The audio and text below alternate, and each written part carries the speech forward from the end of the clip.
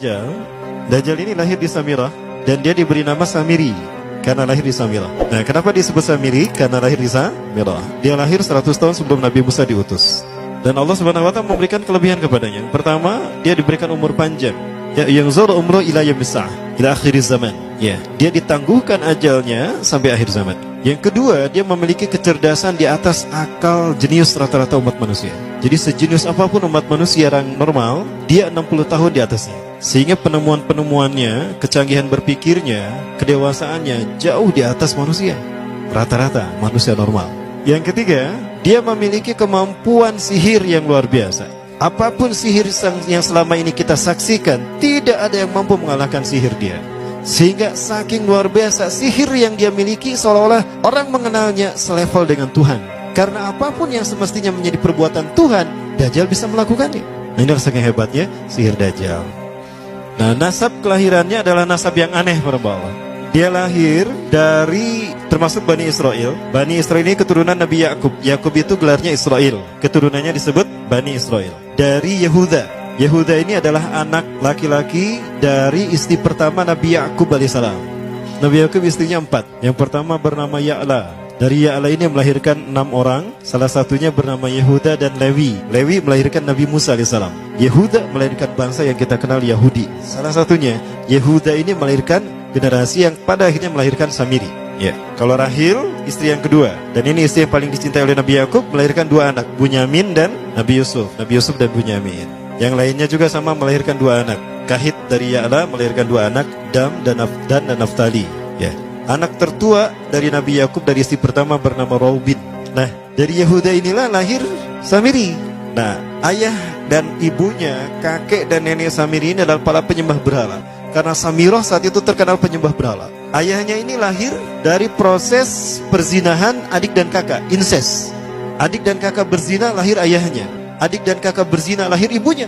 Jadi ayah dan ibunya ini lahir dari proses yang haram. Dan ketika ibunya menstruasi, disetubuhi sama ayahnya. Jadi itu, peluangnya dari 2000 persetubuhan dalam keadaan menstruasi, 1 bisa jadi. Karena menurut penelitian medis juga, bahwa darah kotor tidak menghalangi terjadinya fertilisasi. Tidak menghalangi terjadinya reproduksi manusia. Jadi tetap pembuahan ovum oleh sperma bisa terjadi walaupun ada dalam medium darah kotor, menstruasi. Nah, ketika itulah hamil dan lahirlah Samiri. Rasulullah SAW menyebutkan dalam Musnad Imam Ahmad, ayah dan ibu Dajjal ini melewati perkawinannya selama 30 tahun tanpa melahirkan seorang anak pun. Dan di tahun ke-30 pernikahannya melahirkan Dajjal, melahirkan Samiri. Kelahirannya ini akan menjadi petaka bagi kedua orang tuanya. Dia adalah orang yang paling sedikit manfaatnya dan paling banyak keburukannya bagi manusia, terutama bagi kedua orang tuanya. Bahkan ketika dia lahir, alam semesta menolak kelahirannya. Dordar gelap, hujan badai, petir, itu terjadi di malam di mana Samiri dilahirkan. Seolah-olah alam menolak kehadirannya. Nah, sejak lahir sampai usia 5 tahun dia tidak netek sama ibunya. Kebayang, 5 tahun air susu ASI tidak ditetekkan. Itu yang menyebabkan terjadinya kanker payudara. Maka ibunya pun meninggal gara-gara kanker payudara itu. Nah, ibunya meninggal gara-gara itu. Terbukti apa yang disampaikan Rasulullah. Kelahirannya menjadi petaka bagi kedua orang tuanya. Begitu pula ayahnya, maka ayahnya menjadi single parent. Nah, kemudian di tahun yang kelima, sejak lahir sampai 5 tahun, kenapa dia menetek pada ibunya? Karena kerjanya tidur melulu. Disebut mati, dia bernafas dan cuma berdetak. Disebut hidup, dia tidak bergerak. Antara hidup dan mati, la yamutu wa la yahya. Nah, maka di usia ke-5 tahun, nah ini terjadi peristiwa yang menarik. Apa itu? Samiri bangun dari tidurnya di tengah malam dan tidak ada orang yang menyadari Samiri bangun. Dia merangkak dan pindah ke berhala yang terbesar. Nah, dia pindah ke pangkuan berhala terbesar, tidur di sana. Dan ternyata ketika berada di berhala terbesar tadi, ya buang air kecil dan buang air besar. Besoknya itu adalah hari pemujaan kepada dewa-dewa mereka, bangsa Samirah. Apa yang terjadi? Ketika terjadi ritual pemujaan tadi, maka sang raja yang dipertuhankan oleh kaumnya mencium sesuatu yang tidak enak. Bapaknya Samiri ini adalah tokoh agama paganisnya.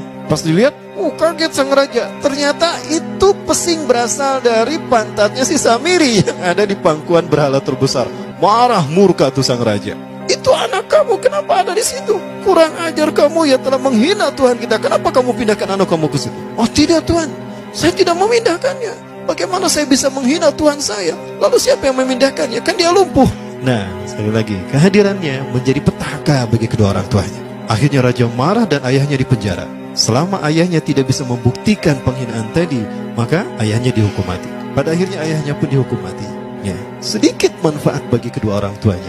Maka kemudian dia hidup pelihara oleh sang raja. Dan pas di usia dia 5 tahun itu, Allah menimpakan murkanya kepada bangsa Samirah yang sudah kelewat batas, maksiat, dan sudah tidak ada toleransi dari Allah untuk mereka hidup di bumi.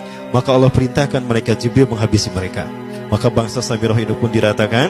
Si Samiri karena masih balita, ya Allah selamatkan dia lewat malaikat Jibril. Diselamatkan dia dan ditempatkan di pulau entah berantah. Ada yang menyebutkan pulau ini berada di Laut Yaman, dan pulau ini dinamakan Pulau Socotra. Pulau Socotra ini adalah pulau yang berada di ujung Jazirah Arab. Nah, ini Pulau Socotra. Ini pulau tempat di mana Dajjal atau Samiri dibesarkan sejak 5 tahun sampai usia 100 tahun. Ya, dari usia 5 sampai 100 tahun dia tinggal di Pulau Socotra ini. Nah, Pulau Socotra ini adalah pulau yang berada di kawasan Yaman. Pulau yang memiliki banyak keunikan luar biasa. UNESCO sempat ingin menjadikannya keajaiban yang ke-8. Kan ada 7 keajaiban dunia ya. Yang ke-8-nya tadinya ini. Namun karena dia terkait dengan Samiri Dajjal, maka banyak negara yang menentangnya, terutama negara-negara yang menjadi pengikut Dajjal.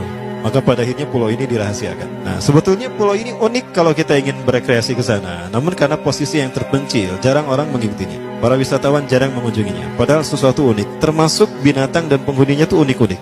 Pohonnya unik. Dunia menyebutnya pulau ini dengan pulau julukan dari pulau alien hingga pulau neraka. Ada juga yang menyebutkan The Jekyll Island. Pulau Jekyll Island itu bahasa barat, kalau bahasa kitanya Pulau Dajjal. Ya, sama dengan Pulau Sedir ya. Itu juga The Jekyll Island. Nah, Pulau Socotra kaya dengan flora dan fauna yang unik hingga saat ini belum ditemukan di tempat lain. Jadi tidak ada flora dan fauna yang ada di pulau ini yang ada di pulau lain di seluruh dunia. Hanya ada di pulau ini. Makanya di pulau inilah Allah ciptakan satu binatang yang unik juga, yang disebut dengan jasasa. Jasasa, binatang jasasa itu artinya mata-mata. Tajassa yatajassu tajassusan wa jasasatan, artinya pemata-mata, spy. Binatang ini bertumbuh besar, tahmatun kabirah tughatti jismaha asy-sya'ar hatta la nastati an nafariqa ayna wajhu wa ayna dubru. Tubuhnya besar, dipenuhi dengan bulu, sehingga saking penuhnya bulu kita tidak bisa membedakan mana dubur mana wajah. Yang menghadap itulah wajah. Baik, karena itu pulau ini pernah dilesarkan sebagai salah satu dari 7 keajaiban dunia yang baru ya. Nah baik, ini contohnya nih, saya perlihatkan keajaiban dan keunikan. Ini adalah padang pasir di Pulau Socotra. Ini burung, salah satu jenis burung yang bisa kita jumpai di Socotra. Dan ini kepiting unik, kepiting Pulau Socotra. Aneh ya, kepitingnya seperti itu. Ini laba-laba langka di Socotra, mirip tarantula. Dan ini pohon darah naga yang ada di Pulau Socotra juga. Nah, ini salah satu jenis pohon Dorstenia Socotra. Dan ini juga pohon yang lain, pohon Dendrocysaios Socotra. Ya, saya sebutkan lagi ya.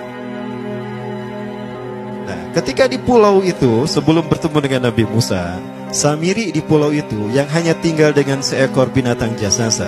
Binatang jasasa ini memberikan beberapa hal kepada si Samiri ya. Allah Azza wa Jalla menciptakan binatang berbicara yang bernama jasasa. Dia di mana lahirnya, ajalnya, matinya sama dengan ajal Dajjal. Begitu pula muncul dan menghilangnya. Binatang inilah mengajarkan akidah tauhid kepada Samiri muda. Pelajaran ini kononnya ditulis oleh Jibril alaihissalam dalam bentuk panel-panel atau prasasti. Isi prasastinya panel 1 yang ditulisnya malaikat Jibril, panel 1 itu berisi kalimat la ilaha illallah, tidak ada Tuhan selain Allah. Ini dijelaskan oleh binatang jasasa. Yang kedua, panel kedua berkata Allahu wahid la syarikalah, Allah Maha Esa, tidak ada sekutu bagi Allah. Itu dijelaskan juga oleh binatang jasasa ini. Nah, binatang jasasa ini sekali lagi dia bertubuh besar. Kategorinya adalah kelasnya itu mamalia, genusnya mamalia. Cuma saya tidak tahu nama spesiesnya apa. Pada tahun 2017, akhir dari bulan Agustus di Filipina ditemukan binatang seperti ini. Ciri-ciri binatang ini nyaris sempurna seperti ciri-ciri binatang jasasa yang disebutkan Rasulullah terkait dengan binatang yang memata-matai Dajjal. Tubuhnya penuh dengan bulu. Ini disebutkan dalam surat An-Naml ayat ke-82. Ya, binatang ini seperti ini dan dia tidak pernah jauh dari laut karena dia selalu ingin membasahi tubuhnya dan dia pun makan dari makanan ikan laut. Maka dia tidak pernah jauh dari pantai. Seperti ini. Nah, binatang inilah yang mengajarkan prasasti mengajarkan akidah tauhid kepada Samiri muda. Yang ketiga, engkau diurus oleh Jibril. Karena itu janganlah engkau mengkhianati janjimu dengan Allah. hanya engkau saja di pulau ini. Panel yang kelima, makanlah dan nikmatilah makanan minuman yang menjadi rezeki dari Allah sesuai kehendakmu.